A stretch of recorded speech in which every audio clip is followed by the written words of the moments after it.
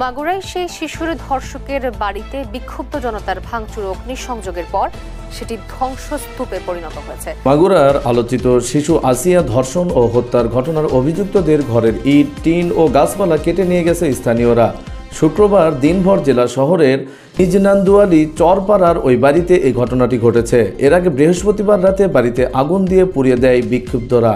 নাম প্রকাশে অনিচ্ছুক এক ব্যক্তি বলেন যে বাড়িতে এমন জঘন্য ঘটনা ঘটেছে সে বাড়ি আমরা এলাকায় রাখব না।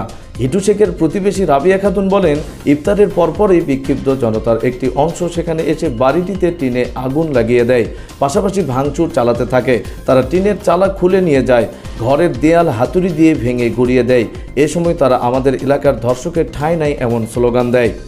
মাগুরার সদর থানার ওসি আয়ুব আলী বলেন, শিশু ধর্ষণের অভিযুক্ত হিটু শেখের বাড়িতে অগ্নিকাণ্ডের খবর পাওয়ার পর পুলিশ কয়েক দফা সেখানে যাওয়ার চেষ্টা করলেও বিক্ষুব্ধদের প্রতিরোধের মুখে সেটি সম্ভব হয়নি। তবে গ্রামের নিরীহ সাধারণ মানুষের জানমালের যাতে কোনো ক্ষতি না হয় সেদিক নজর রাখা হচ্ছে। ৮ বছরের শিশুটি 5 মার্চ মাগুরায় বোনের বাড়ি বেড়াতে গিয়ে গভীর রাতে ধর্ষণের শিকার হয়। শিশুটিকে প্রথমে মাগুরা সদর হাসপাতালে ভর্তি করা হয়। অবস্থার অবনতি হলে সেখান থেকে স্থানান্তর করা হয় ফরিদপুর মেডিকেল কলেজ হাসপাতালে। সেখানে তার অবস্থার কোনো উন্নতি হয়নি। পরে বৃহস্পতিবার রাতে অচেতন অবস্থায় শিশুটিকে ঢাকা মেডিকেল কলেজ হাসপাতালে ভর্তি করা হয়। অবস্থার অবনতি হলে শুক্রবার রাতে শিশুটিকে লাইফ সাপোর্ট দেওয়া হয়। অবস্থার আরও অবনতি হলে শনিবার বিকেলে শিশুটিকে সম্মিলিত সামরিক হাসপাতালে CMH স্থানান্তর করা হয়। সেখানে তার চিকিৎসা চলছিল।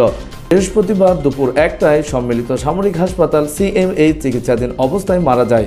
এর আগে বুধবার চিকিৎসাধীন অবস্থায় 4 বার ও বৃহস্পতিবার আরও 2 বার কার্ডিয়াক অ্যারেস্ট হয়। ওই দিনই হেলিকপ্টারে করে তার মরদেহ নিজ গ্রামে নেওয়া হয়। জানাজা শেষে পারিবারিক কবরস্থানে দাফন করা হয়। ধর্ষণের ঘটনায় শিশুটির মা বাদী হয়ে 4 জনের নামেও মামলা করেন। এ ঘটনায় শিশুটির ভগ্নিপতি সজীব, সজীবের ভাই রাতুল, তাদের বাবা হিটু মিয়া ও মা জাবেদা বেগমকে গ্রেপ্তার করেছে পুলিশ।